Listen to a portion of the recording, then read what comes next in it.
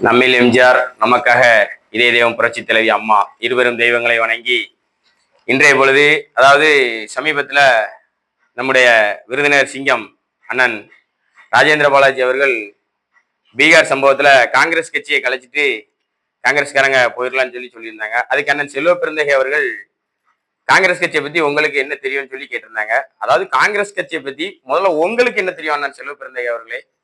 காங்கிரஸ் கட்சி எப்படிப்பட்ட கட்சி, இன்னைக்கு எப்படி அடிமைப்பட்டு கிடைக்கிறது, யார்கிட்ட போய் நீங்க அடகு வச்சிருக்கீங்க, அதை நீங்க சிந்திச்சு பாக்குறீங்களா?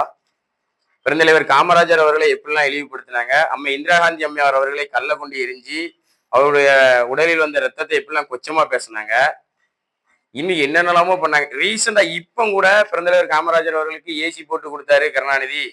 நாங்க இல்லைன்னா காங்கிரஸ் கட்சி இல்ல, படுத்த படுக்கையில இருக்கும்போது கருணாநிதியை கூப்பிட்டு சத்தியம் பண்ணி கொடுத்தாரு அப்படின்னு சொல்லி வதந்திகளை பரப்பிடுங்க. அதை கூட உங்களால இன்னும் கேட்க முடியல. நீங்க காங்கிரஸ் கட்சியை பத்தி உங்களுக்கு என்ன தெரியும் சொல்லி மன்னிப்பு கேட்க சொன்னீங்க. அண்ணன் சிங்கம், சிங்களன்னு சொல்லிட்டாங்க, மன்னிப்பு கேட்க முடியாது, ஒரே வார்த்தையில முடிச்சுட்டாங்க. நீங்க முதல்ல சிந்திச்சு பாருங்க, உங்களால ஆட்சியில பங்கு கேட்க முடியுமா? எந்த இடத்துல எப்படிலாம் உங்களை அசிங்கப்படுத்துறாங்க, அந்த இதை உங்களை சரி பண்ண முடியுமா? கலைஞருடைய 100ஆண்டு விழான்னு சொல்லி நாணயம் வெளியிட்டாங்க. அதுக்கு பாஜகவில் உள்ள அனைத்து தலைவர்களையும் திராவிட முன்னேற்ற கழகம் கூப்பிட்டது. உங்களை கூப்பிட்டாங்களா? அறிவாலயத்துல சில திறக்கைக்கு உங்களை கூப்பிட்டாங்களே, இந்த நாணய வெளியீட்டுக்கு உங்களை கூப்பிடல, நீங்க எங்க போனீங்க? இதெல்லாம் கேட்கறதுக்கு உங்களுக்கு திராணி இருக்கா? அதே போல லோக்கல் பாலிடிக்ஸ்ல எடுத்துட்டாலும் திமுக காரங்க காங்கிரஸ்காரங்களை பெரும்பாலும் மதிக்கிறது கிடையாது. இல்ல நீங்க காங்கிரஸை கொண்டு மொத்தமா அடகு வச்சுட்டு நீங்க என்ன தைரியத்துல எந்த முகத்தோட மக்களை சந்திச்சு இந்த வார்த்தைகள்லாம் பேசுறீங்க? பீகார்ல மட்டும் இல்ல, இந்தியா முழுக்க நிச்சயமாக காங்கிரஸ் கட்சி வெற்றி பெறாது. காரணம் என்னன்னு ஒரு சின்ன உதாரணம் சொல்றேன் கேளுங்க. தமிழ்நாடு, கேரளா, ஆந்திரா, கர்நாடகா இந்த ஸ்டேட் தவிர மற்ற ஸ்டேட் எல்லாமே இந்துக்கள் அப்படிங்கறதுதான் பெரும்பாலும் பார்ப்பாங்க.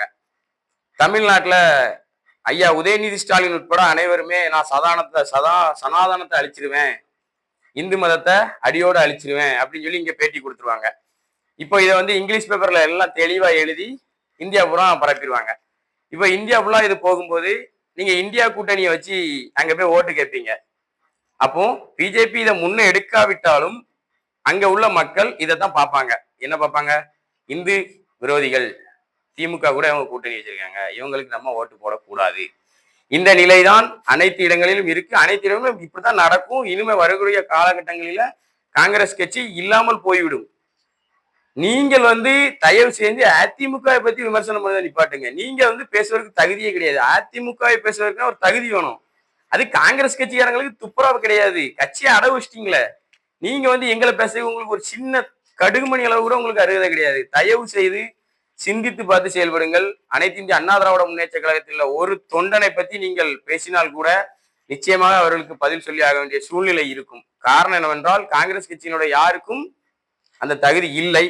தயவு செய்து அனைத்து இந்திய அண்ணா திராவிட முன்னேற்ற கழகத்துல யாரையும் பேசாதீர்கள். அணிகள் உடைந்து விட்டது, கட்சி இரண்டாகி விட்டது அப்படிங்கிற பேச்சு நீங்க பேசாதீங்க.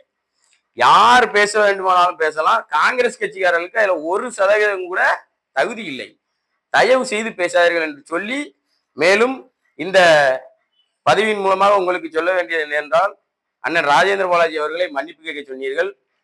அண்ணன் நிச்சயமாக மன்னிப்பு கேட்க மாட்டார்.